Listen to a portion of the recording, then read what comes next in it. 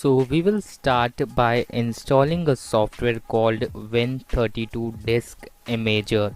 So the link will be in the description or in the sources, and you can install the software. And the next software is 7-zip that you have to install.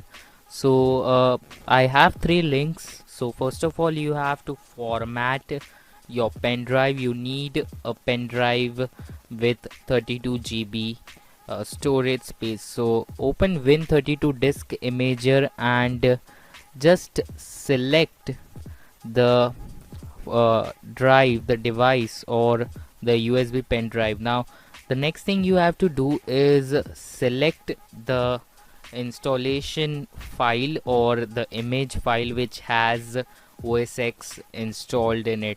So you have to select the image file. All the things will be in the description.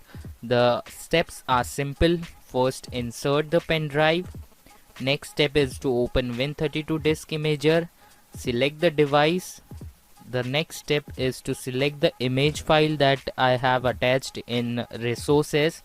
The image file will be big and the installation will take some time depending on your speed of the computer. Now the installation this time is without Mac or OS X machine, but if you want a computer which has the best, which gives the best performance, and if you want a computer without any issues or without any problem, you want an OS X installation without any problems, without facing any problems, you can use a Mac, which I'll be showing you in the next video how to create and OS X pen drive using a Mac. So you can actually use OS X to create a OS X pen drive and then install it on your computer.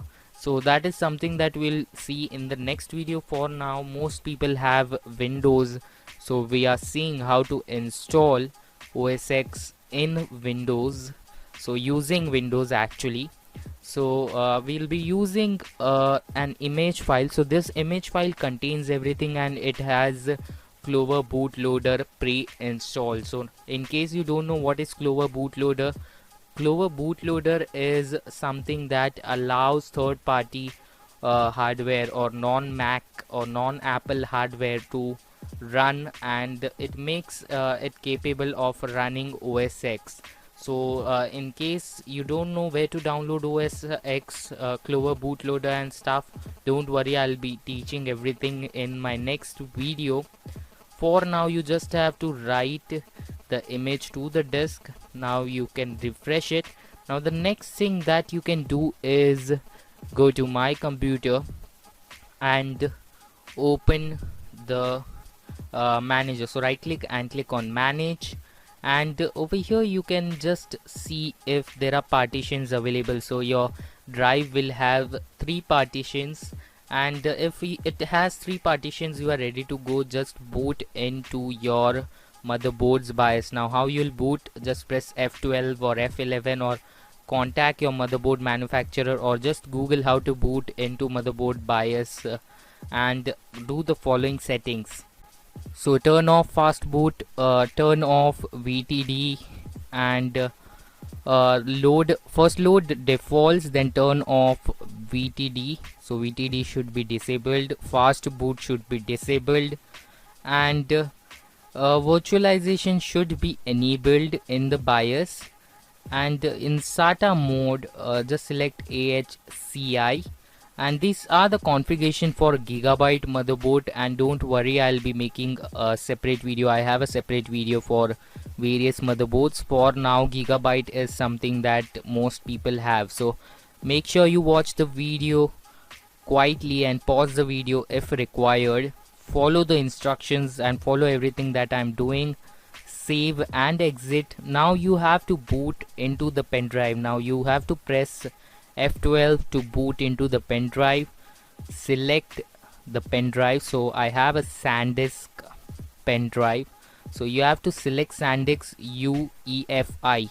So you have to select that option. There will be same pen drives, and now we have the Clover bootloader. Just press enter. Usually Clover bootloaders takes everything correctly. You just have to press enter and once you have pressed enter, you can just move forward. You'll see these text. Now most people will have issues, will face some issues after these lines, all these lines of codes. So in my next section I will show you how to fix the issue.